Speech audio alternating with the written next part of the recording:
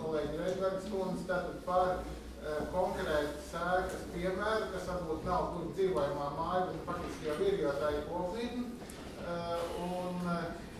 Tātad mēs varbūt mēģinām ne tik daudz uz šo tehnisko pusi, bet tieši uz efektivitātes un ekonomisko pusi mēs tā vienkārši. Jā, labdien. Sākumā būs ievads par šo varētu uzskatīt par pirmo renovāciju pasīvās ēkas komponentiem Latvijā. Tā ir tipveida kopīta nesošām starpsēdām 103. sērijas analogs, faktiski tikai vienkāršāks apjoms. Tā ir plānojuma struktūra, ko jūs varat redzēt gaiteņas pa vidu. Tas pats, kas tur mazģiņu kopmīti, kas saucamā mazģiņu dzīvokļu, kur tur tipa ēka. Respektīvi, te ir apmēram tā renovācijas koncepcija, kas mums bija galvenais jautājums, bija atrisināt faktiski, respektīvi šeit var salīdzinošās UV-ērtīgas redzēt, kas ir šobrīd un uz kādām mēs esam gājuši. Un ventilācijas sistēmas problēma šādās ēkās ir neliels griezta augstums. Mēs to atrisinājām tādā veidā, ka mums maģistrālie vadi ir šī bēniņa telpā, jo mēs uz parapetu liekam vienslītu jumtu ar ārējā notec iekšējā notec likvidējām. Šeit ir tāds koku konstrukcija, kurā var ievietot lielāku diametru maģistrāles un mazāku diametru cauruļvadi visi līdz 40 mm iet fasādes siltināšanas slēguma, kas ir attiecīgi 40 cm, 70, ne mazāk 70 jumtā un 40 ietā. Tad šī ventilācijas koncepcija, tad mēs esam atvēlējuši 5. stāvā vienu daļu, tātad starp nesošām sienām ventilācijas ventkamerēm, te var redzēt, apmēram, ka mēs var izvietojās, kas ir 2 stāvā. Šeit ir konstrukcijas, teica 40 cm sienās, šī gadījumā logu montāža jaunā koku karkas konstrukcijā, cokola siltinājums, kas tur nav tik būtiski. Te var redzēt šo jumtu konstrukciju, apmēram, kā viņi izveidoti parapeti, un tad šajā te telpā, kur ir piepildīta lētu minerālu vatu, pūšamo minerālu vatu, mēs varam atļauties vienkārši vairāk iepūst, tas nemaksā tā. Te ir dažas bildes no renovācijas gaitas. Tā. Termiskais tilts, likvidēts, teiksim, ir Sīrijas jumtiņš. Tas tā izskatās, tā jumta konstrukcija. Diezgan vienkārši. Šī gadījumā mums ir piekārtie paneļi esošie vieglbetoni, tāpēc mums nācās par perimetru likt tādu lielu nesošu koku sīļu līmeni.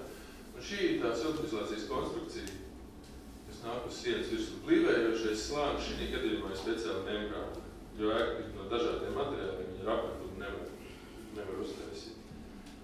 Šis ir loks jaunajā konstrukcijā, tas ir Latvijā izgatavs 92 mm koku loks ar 3 slaidu paketu, UV-vērtība 0,52, tie loki diezgan lēti. Viņus var montāžnieks dēļ ražo lielā vairumā un dod par ļoti labu cenu kvalitāti ļoti augstu. Te jau ir siltumizolācija ir ierīkota. Tas ir tas, ko mums vairs nevajag.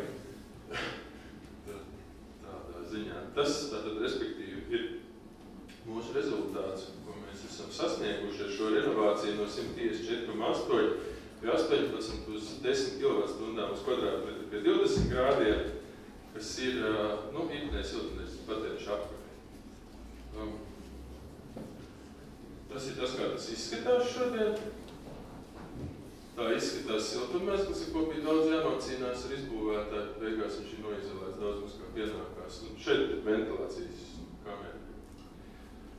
Un tālāk Māra pastāstīs vairāk par to mūsu aprēķinu gaitu un ar ko tas viss ir darīts. Jā, paldies, labdien. Tad mēs pieņēmām 3 scenārijus, kurus tad salīdzinājām un skatījāmies, kā tas viss atmaksājas. Tad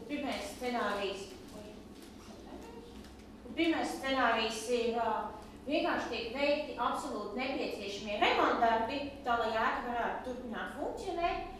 Otrs scenārijs ir šis PH, kas ir renovācija ar pasīvu ēku komponentiem. Un tad līdz ar to, jā, tas ir tas, kas ir reāli dzīvē veikts. Un trešais scenārijs ir atbilstoši Latvijas normatīvam vai arī tā teikt standarta ēku siltināšana, kā tiek veikta? Jā, šeit arī tas nav paraugs no gaisa, ja 2008. vai 2007. gadā bija sagatavots investīciju priekšlikums visam Marovas vidusskolas ēku kompleksam, un tas ir ņemts no konkrētas tāmas ar konkrētām izmaksām. Jā, un šeit tad tie skaitļi, kur tiek arī balstīti tālākie enerģijas patēriņa skaitļi, ir šī te gala enerģijas patēriņš apkurē, kas ir ņemot vērā sistēmas zudumus. Un tad šeit ir attiecīgi investīcijas katrā gadījumā un arī kalpošanas laiks, ko mēs pieņemam. Tā teikt, pasīvo māju kompleksē renovācijai būtu 40 gadi, kā mūsu pieņēmums, bet renovācijai pēc LBN normatīva, ņemot vērā esošo praksi, tie nebūs vairāk kā 25 gadi, bet šie ir tikai pieņēmumi, un jūs tālāk redzēsiet, kad īsti apmaksāšanas tas tiešā veidā neietekmēs. Tad tālāk vispārējie nosacījumi, pie kādiem tiek veikti aprēķini, ir kredīta procenti 5% gadā, inflācija 1,8% gadā, enerģijas cenu kāpums 4,5% gadā, un ka visas investīcijas ēku renovācijai ir no ārējiem līdzekļiem, un kredīta termiņš visos gadījumos ir vienāds ar šo apskatāmo laika posmu. Un šeit ir pirmais variants, mēs skatāmies uz, kas notiek 15 gados bez kāda līdzfinansējuma. Un šeit varbūt paskaidrošu šos te bāziskos tekstus. Šis te ir anuitātes salīdzinājums. Dzeltenais ir atlikusī vērtība, tikai šeit parādās tie kalpošanas ilgumi. Sarkanais ir īstā anuitāte ņemot vērā atlikušo vērtību. Gaiši zilais enerģijas maksājumi, violetais būs uzturēšanas izdevumi, sarkanais, kurš šajā gadījumā neparādās, ir atjaunošanas izdevumi, un tumši zilais ir finansēšanas izmaksas. Vai ir kādi jautājumi, vai ir saprotam tie nav saprotam? Mēs ļoti detāli neieejam. Nē. Varbūt, ka darām tā, ka mēs sakam, respektīvi, tas pirmais stabiņš ir, mēs neko nedarām, tas ir tas, cik mēs samaksāsim gadā eiro par uzturēšanu šādai ēkai 15 gadu laikā. Nākošais ir, mums ir lielās investīcijas, mēs taisām pasīvu ēku, mēs redzam, ka mēs samaksāsim vairāk. Jūs varat skatīties visu to stabiņu vienkārši kopā, uz tām krāsām vispār nepievēršot uzmanību. Ja? Un šeit mēs redzam, ka it kā 15 gadu laikā bez kādiem līdzfinansējumiem izdevīgāk ir renovēt ar, tā kā pēc LBN, tā kā to dara šodien, un tas ir tā kā labāk. No atmaksāšanās viedokļa. Jā, tā kopsumā, jo anuitāte ir pozitīvāk, jo ātrāk, jo labāk ir atmaksāšanās. Un tad mēs paskatījāmies, labi, kāds tad ir tas termiņš, kad šāda renovācija pasīvo ēku komponentiem sāk atmaksāties. Pilnīgi bez kāda līdzfinansējuma. Un šeit mēs redzam, ka 25 gadi ir tas termiņš, kad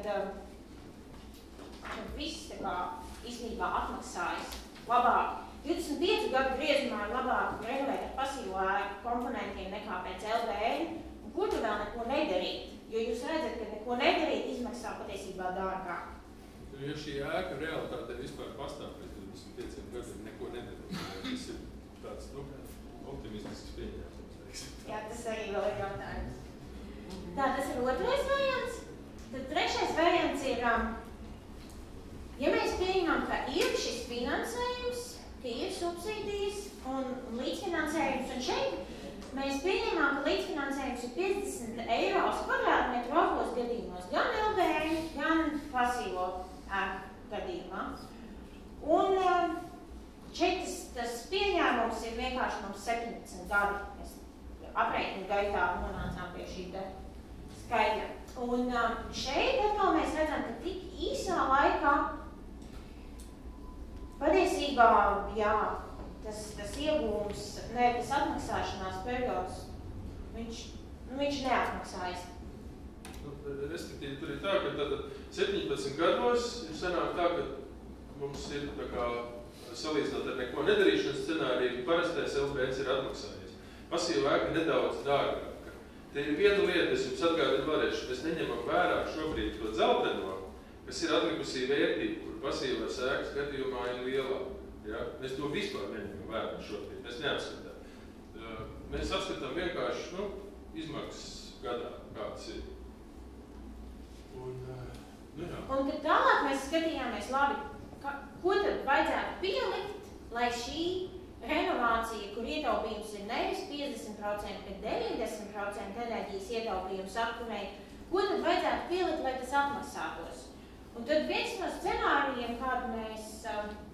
izmēģinājām, vienkārši paskatījāmies uz būvizmaksām un teiksim, kāds ir pievienotās vērtības nodoklis, ko gada laikā valsts atgūst momentā atpakaļ. Tad mums ir lētāka renovācija nosacīta, kas ir LBN, tas ir tas, kas tagad notiek, un ir dārgāka renovācija, lielāks apgrozījums, lielāks darba apjoms, materiāla patēriņš, un līdz ar to lielāks PVN. Ja mēs redzam šo te PVN, šī PVN starpība ir 12,38 € uz kvadrātmetru. Ja? Tas ir tas, ko valsts varētu, dabūs vienalga, bet, teiksim, viņi varētu dabūt, respektīvi, ar šo starpību piemaksājot, viņi varētu izkustināt šīs te pasīvās renovācijas, dabūt lielākus sociālos nodokļus, lielāku ekonomisko apgrozījumu un faktiski neko nezaudēt salīdzinājumā ar parasto renovāciju, principā. Tas pats ir sanākt atpakaļ. Tas cipars ir kā liekas ļoti mazs, vai ne? Tīrais sīkums.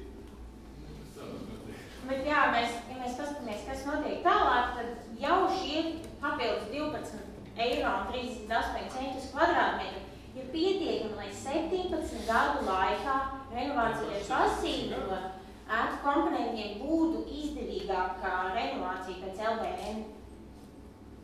Tas viss notiek jau 17 gadu laikā.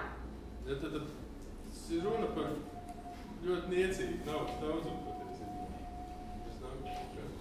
Jā, un tad mēs paskatījāmies vēl vienu variantu, kāds būtu tas cits veids, kā to starpību pielikt.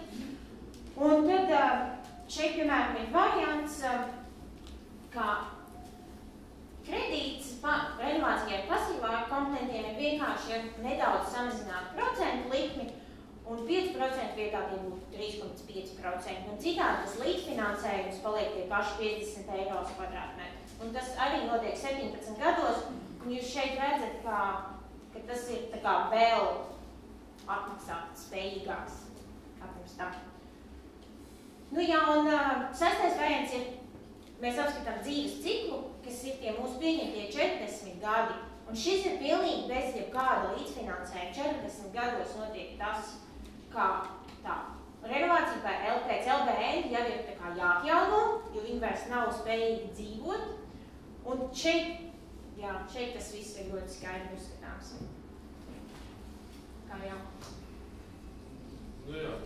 Beigās šī ir arī efektīvākā ēka Latvijā, bet patiesībā mēs paši bijām diezgan tā kā patīkam pārsteigt, ka tas viss īstenībā ir tāds pavisam nelielas īstenībā mērķsubsīdijas jautājums, pie kam arī faktiski bankai būtu izdevīgāk, nerunāt to, ka iedzīvotājiem izdevīgāk, jo atlikusī vērtība ir lielāka vienkārši. Ja mēs par to vispār nerunājam, jo mēs sākt ievērtēt to, ka nerenovētas ēkas mūžs nebūs 25 vai 40 gadi. Realitātē šīs ēkas ir spējīgas vēl ar jumta remontu vēl varbūt 20 gadus, tas būtu forši, bet jautājums, kāda dzīves kvalitāte viņās vienkārši, tas jau cits, ja, tad, principā, viņi varētu stāvēt, ja viņi jumta salabot. Tad,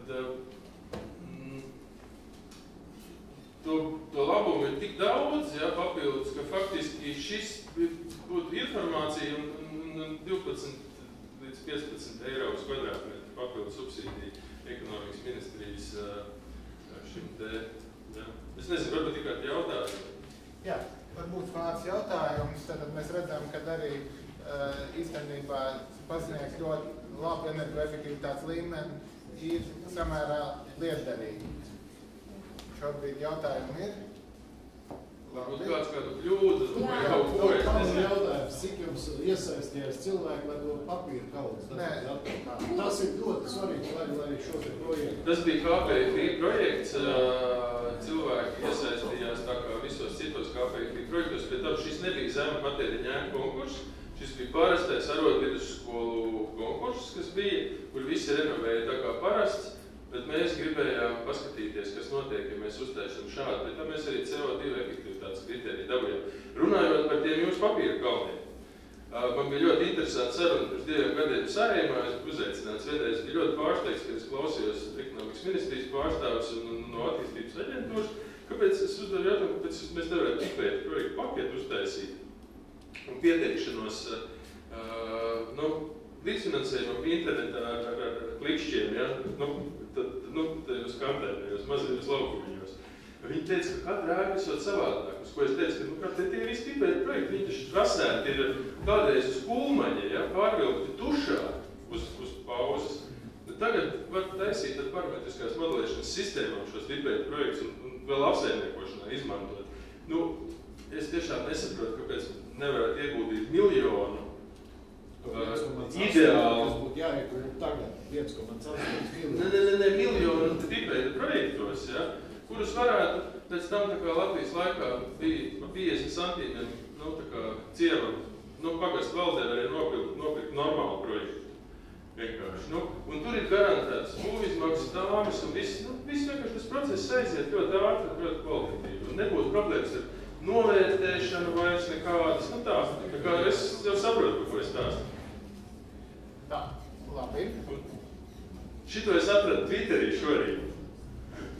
Tas sasaucās ar to šķeldes.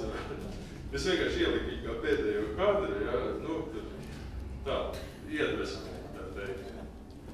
Ja, tad tie cipari apkopot, ko Blūmbergs kundze rādīja.